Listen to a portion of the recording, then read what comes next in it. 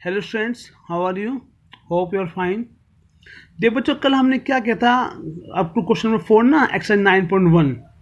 देखो आज हम आगे फॉरवर्ड स्टार्ट करेंगे आगे क्वेश्चंस, ठीक है। देखो क्वेश्चन 5 है, एक तो ये तो ईजी से ही I will send it solution. You will look from question number 6। तो क्वेश्चन 6 है क्या? देखो, A 1.5 meter tall boy is standing at some distance from a 30 meter tall building। एक बिल्डिंग है जिसकी हाइट क्या है 30 मीटर, उससे कुछ दूरी पे एक बच्चा खड़ा है 1.5 मीटर, जो उसकी हाइट है बच्चे की ना। The angle of elevation from his eyes to the top of building increase from 30 to 60 degree. Actually ना देखो, बच्चा कुछ दूरी पे खड़ा है ना, तो बिल्डिंग के टॉप को देख रहा है, तो एंगल एलिवेशन क्या बना 30 डिग्री। अब वो ना कुछ दूरी बिल्डिंग की तरफ चला, मतलब बिल्डिंग की तरफ बढ़ा, तो एंगल 30-60 हो गया। बताते ना आपको, जब भी आप किसी हाइट की तरफ जाओगे तो जो एंगल ऑफ वो होगा आपका एलिवेशन वो इंक्रीज होगा, तो एंगल 30-60 डिग्री हो गया जो बिल्डिंग तरफ चला ओके आंखों से, ठीक है ना। अब मेन क्वेश्चन ये है, find the distance he walk towards a building. अगर बताना है कि वो लड़का बिल्डिंग तरफ कितना चला, ठीक है ना, उसने कितना डिस्टेंस कवर किया। ओके, तो दिस इज क्वेश्चन नंबर 6। अब बच्चों सोल्यूशन क्या है, ध्यान देखिए। देखो जैसे मान लो ये बिल्डिंग ए बी है, इसकी टोटल हाइट है बिल्डिंग की 30 मीटर, और मान लो इस सी डी का आपका स्टूडेंट है बच्चा, जो उसकी हाइट क्या 1.5 मीटर। अब देखो आई से आओगी ना, अब देखो ये स्टूडेंट है बॉय जो भी है, ये क्या कर रहा है उस बिल्डिंग के टॉप को, बिल्डिंग टॉप क्या है ए, तो जब उस बिल्डिंग के टॉप को देख रहा है ना, तो एंगल एलिवेशन का 30 डिग्री, ठीक है ना। अब वो क्या थोड़ा ना, वो तो कुछ किस तरफ चला टुवार्ड्स अ बिल्डिंग। मान लो अभी सी डी पे था वो आपका, मान लो एफ के पे आ गया ना, फिर तो उसको बिल्डिंग को टॉप को दोबारा देखा, तो एंगल क्या होगा 30 से 60, एंगल इंक्रीज होगा ना, कि आप हाइट की तरफ जा रहे हो ना। ओके, अब मेन क्वेश्चन आपका यही है कि इस लड़के ने ना, ये देखो अभी सी डी पोजिशन पे था, फिर आगे एफ के पे आ गया, तो एक्चुअली देखो ना कितना डिस्टेंस किया टुवर्ड बिल्डिंग सीख के ना, तो आपको निकालना सीख के, क्या you have to find the सीख के। आपको देखिए हाइट ऑफ बिल्डिंग क्या आपकी means A B 30 meter, height of Y क्या आपकी मीन्स सी डी 1.5 मीटर, ठीक है ना। अब distance cover by Y towards building, मतलब बच्चे की ना बिल्डिंग की तरफ डिस्टेंस कर क्या सीख के, आपको मेनली सीख के फाइंड करना है। ओके, अब यहाँ पे देखो ए, देखो ए क्या आपका गौर से देखिए, तो ये ना ए क्या होगा ए बी माइनस बी, है ना, A B minus B. What is A B 30 और वट इज बी 1.5। खुद देखिए, अगर आपका सी डी 1.5 तो बी भी तो 1.5 है। देखो बी ई और सी डी आपस में इक्वल ही है, तो बी बी क्या आपका 1.5 ही है, ठीक है ना। अब 30 ये टोटल कितना ए बी 30 माइनस 1.5 क्या हो गया आपका 28.5, तो आपका ए क्या आ गया 28.5 मीटर। ओके, आए समझ में। अब देखिए in triangle A E D, अब आइए आप ट्राइंगल ए ई डी गौर देखिए। आज देखो बताया था मैं आपको, ये जो चैप्टर है इसके सभी क्वेश्चन के आंसर आपको कहाँ मिलेंगे, राइट एंगल ट्राइंगल के अंदर।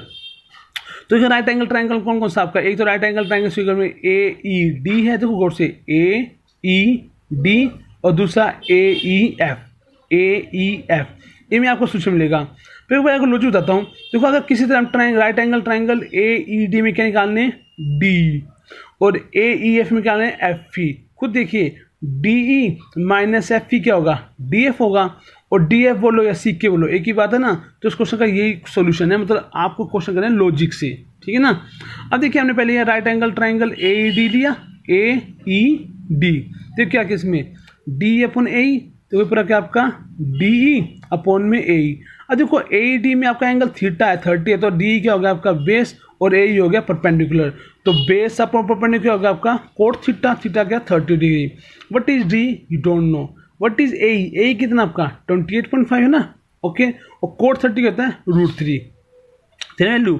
अब डी क्या हो गया आपका 28.5, इधर क्या है मल्टीप्लाई हो गया डिवाइड, सॉरी इधर क्या डिवाइड मल्टीप्लाई हो गया ना, तो डी आ गया 28.5 √3 मीटर, तो दिस इज वैल्यू ऑफ, तो ये डी ई यहाँ तक। नेक्स्ट हमें इन राइट एंगल ट्राइंगल ए ई एफ, देखो आपको राइट एंगल ट्राइंगल ए ई एफ दिख रहा है, फिगर देख लो, कोई नहीं साथ साथ चीज़ देखना।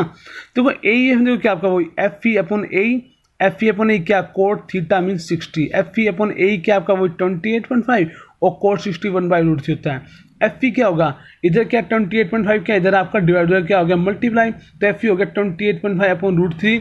अब हम करेंगे इसको रैशनलाइज, √3 से मल्टीप्लाई √3 से डिवाइड, 28.5 इंटू √3 सेम आ गया, √3 इंटू √3 क्या हो गया 3 हो गया, 3 1 जा 3 9 जा, और ये कह रही क्या 3 5 जा, मीन आपका नेट आ गया 9.5 √3, तो आपका एफ ई क्या आ गया 9.5 √3 मीटर। अब देखो आपको एफ ई पता है, आपको डी पता है, आपको देखिए डी माइनस एफ ई क्या होगा, डी एफ ना, देखो वही कर रखा मैंने, क्या कर रखा है देखो, D F equal to D minus F ई।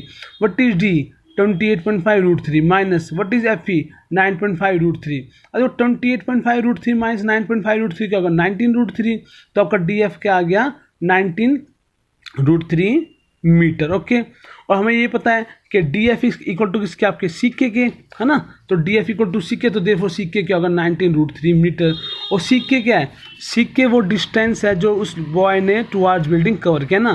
तो therefore distance covered by boy towards building क्या आ गया, 19√3 मीटर। ओके स्टूडेंट्स, तो दिस इज योर आंसर। वैसा क्वेश्चन नंबर कौन सा आपका, दैट्स क्वेश्चन नंबर 6 है। यहाँ देख लीजिए ध्यान से, दिस एंड दिस। ओके, तो क्वेश्चन 6 हो गया आपका।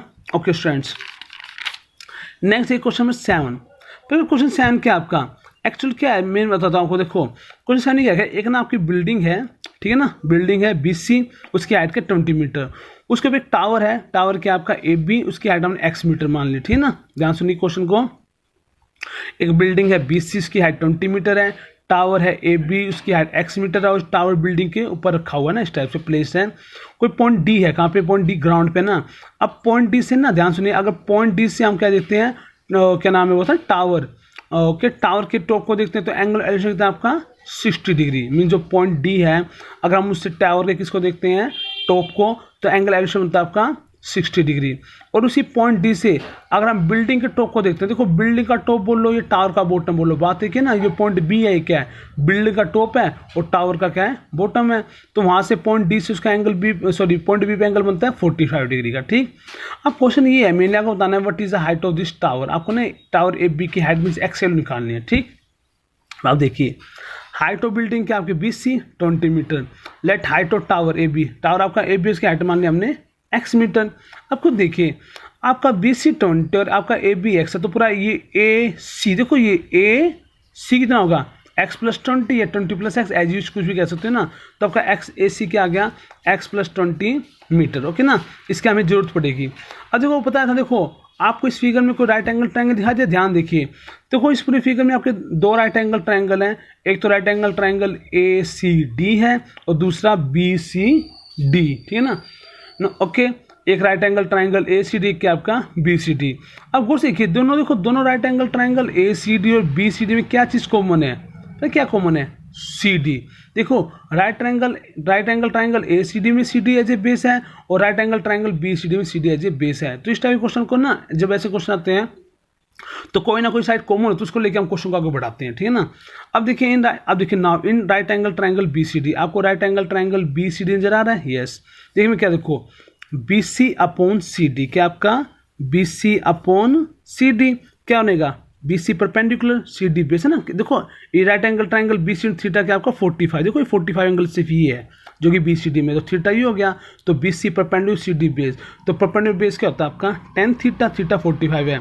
BC कितना आपका 20, CD we don't know, equal tan 45 one होती है वैल्यू, CD बन जा CD, तो CD इक्वल 20 आ गया ना। तो what is value CD value क्या आ गया आपकी 20 मीटर। ओके, अब आप आइए इन राइट एंगल ट्रायंगल ACD, देखो बड़ा है ना राइट एंगल ट्रायंगल ACD, देखिए राइट एंगल ट्रायंगल ACD में देखिए, अगेन देखिए AC अपॉन CD, देखो AC अपॉन CD।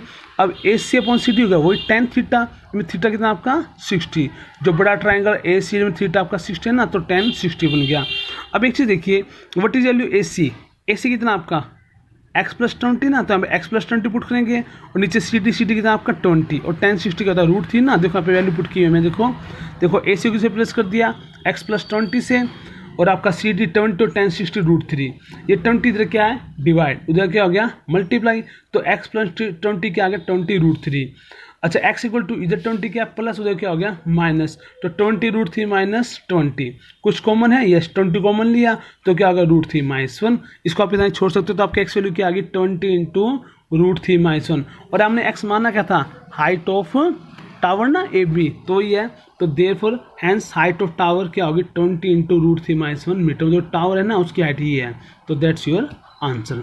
आंसर बच्चों क्वेश्चन, तो यहाँ देखिए दिस इज क्वेश्चन 7, एक यहाँ से देख लीजिए। ओके दिस और फिर दिस, ओके। अब देखिए यहाँ तक अप टू हेयर। तो जो नेक्स्ट का क्वेश्चन 8 है, तो क्वेश्चन 8 बताता हूँ आपको क्या, आपको ऐसे देखो सुनो पता क्वेश्चन 8 क्या क्या है, एक ना आपका क्या नाम के एक वो है क्या नाम है, पेडिस्टल है। सो एक हाँ देखो पेडिस्टल है, बीसी का आपका एक हाँ बीसी का आपका एक पेडिस्टल है, पैसा ना जिसे हम बेस बोलते हैं। और बीसी पेडिस्टल पे एक स्टैचू रखा हुआ, स्टैचू ए बी का एक स्टैचू है। स्टैचू की हाइट क्या है 1.6 मीटर ना। अब कोई पॉइंट डी है ग्राउंड पे ना, आपने को जो पॉइंट डी है ना, उस पॉइंट डी से हम क्या देते हैं, स्टैचू का टॉप देते हैं। टॉप क्या है आपका पॉइंट ए। जब पॉइंट डी से हम पॉइंट ए को देखते हैं तो आपका एंगल एलिवेशन होता है आपका 60 डिग्री। और उसी पॉइंट डी से जब हम क्या करते हैं, जो पेडेस्टल है ना उसके टॉप को देते हैं। तो पेडेस्टल का टॉप बोलो या स्टैचू का बॉटम बोलो, बात है कि वो पॉइंट बी है ना, तो एंगल कितना बनता है आपका 45 डिग्री का, ठीक है ना। मतलब पॉइंट डी से पॉइंट ए पे एंगल बनता है 60 डिग्री का एंगल एलिवेशन, और उसी पॉइंट डी से पॉइंट बी के लिए जो कि आपका पेडेस्टल का टॉप वो एंगल बनता है एलिवेशन 45 डिग्री का। अब मेन क्वेश्चन आपका ये है, you have to find the height of the pedestal. इस आपको इस पेडिस्टल की हाइट बतानी है। अब देखिए हाइट ऑफ स्टैचू कितनी है आपकी, means A B 1.6 meter. Let height of pedestal, देखो जब पेडिस्टल देखो ये बी सी की हाइट मान लिया हमने एच मीटर। अरे ये एच है, ये 1.6, तो आपको पूरा ए सी कितना होगा 1.6 प्लस एच मीटर ना, ये तो आपका ए सी कितना होगा 1.6 प्लस एच मीटर।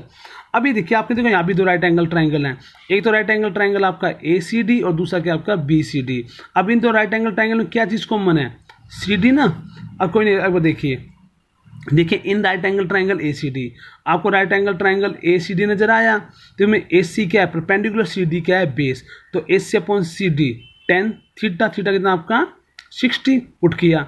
ए सी वैल्यू क्या आपकी है ना 1.6 प्लस एच, तो 1.6 plus H divided by C D, C D कितना आपका we don't know, equal okay equal to 1060√3। और तो क्या क्या मैंने इधर 1.6 प्लस एच, इधर सी डी क्या डिवाइड मल्टीप्लाई हो गया, तो 1.6 plus H equal to √3 C D आ गया ना। इसको मान लीजिए मैंने नाम दे दिया first equation, first statement first का नाम दे दिया।